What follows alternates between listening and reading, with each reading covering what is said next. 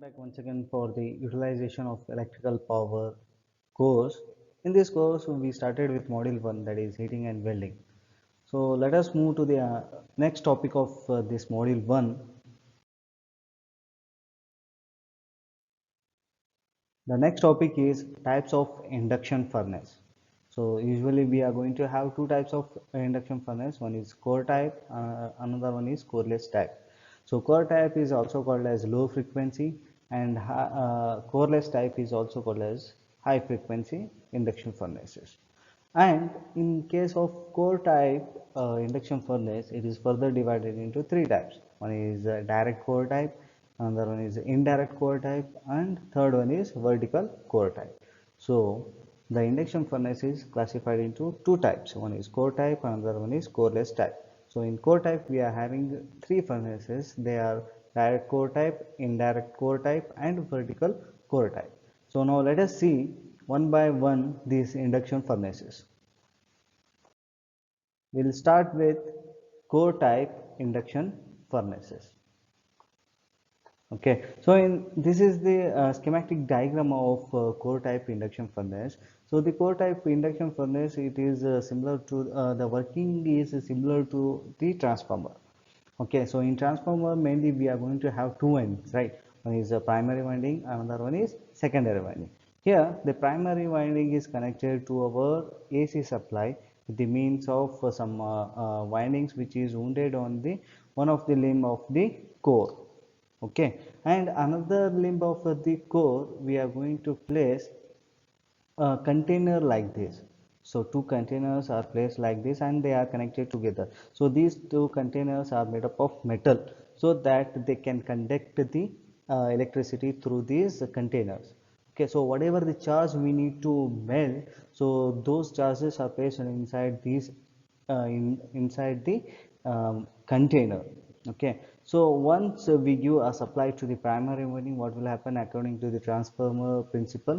So it will try to transmit the magnetic flux through this core to the metal container. Okay, so once that magnetic flux links with this metal container, what will happen? The current will start to flow through this metal container. So inside this metal container we are going to place some charge particles. Once the current start to flow through those charged particles, once again those charges will get heated up. So due to that, what will happen? They will try to melt the metal pieces which are placed inside this chamber. So in this way we are going to heat the charges which are placed inside this container with the help of the core type induction furnace. Okay. So as we know, the vertical furnace, it consists of V-shaped portion. Okay, so the V-shaped portions are placed on one side of the limb of the transformer, and the other side of the transformer it is connected to the primary winding. Okay, and the secondary, as we shorted both the container, so it will act like a short circuit secondary, and the secondary channel should not be emptied. Okay, so we need to put some charge inside the secondary container before turning on the transformer. And magnetic coupling between primary and secondary is weak, which results in large leakage reactance and poor power factor.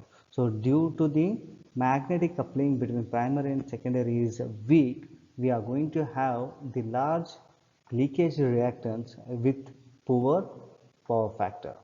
Okay, and this large leakage reactance is nullified using low frequency supply. So as we know, the normal frequency of the supply is around 50 hertz, right? So if we use less than 50 hertz, around 10 hertz, 20 hertz frequency like that, so we can nullify this leakage reactance. And let us see the drawbacks of direct core type induction furnace. As we know, due to this magnetic coupling, we are going to have low power factor. So due to that, what we are going to have, leakage reactance is high and power factor is low. And due to this, we need to have a low frequency supply. To overcome this leakage reactance, we need to have low frequency supply. So these are mainly the drawbacks of direct core type induction furnace. So let us see what is this pinching effect in the direct core type of induction furnace. So as we know, the current density above 500 area per centimeter square flowing through the container interacts with the alternating and produces the force to squeeze the metal of a section and results in complete eruption of the current. Okay, so the current density of having 500 area per centimeter square will interact with the alternating flux produced by the secondary winding, which forces to squeeze the metal of the section and which interrupts the current flow through the secondary or the container. Okay, so that is nothing but the pinching effect. Now let us study another type of induction furnace, that is indirect core type of induction furnace. So this is the structure of indirect core type of induction furnace.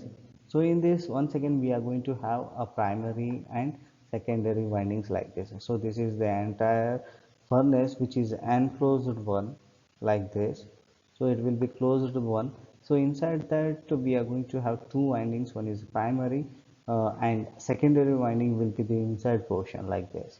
So the charge is heated indirectly in case of in indirect core type of induction furnace, and the metal container forms the secondary of the transformer. So this entire container, inside the container is there, right? So it will act like an secondary of the transformer.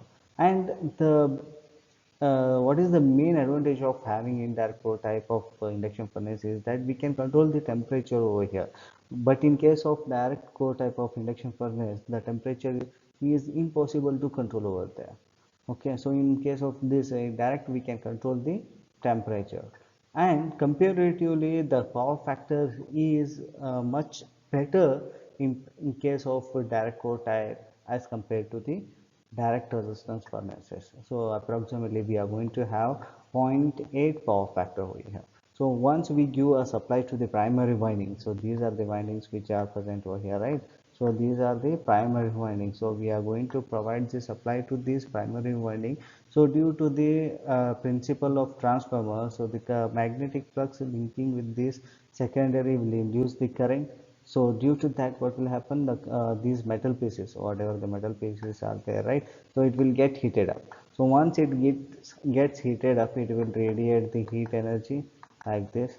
So it will radiate the heat energy inside the container. So the charges will be present over here inside the container. So these charges will get heated indirectly with the help of this secondary windings. So in this way we are going to heat the charge present inside the container with the help of indirect core type of induction furnace. Thank you. These are the two types of induction furnace we studied in this session. If you are having any doubt regarding these two furnaces, please feel free to ask. Thank you.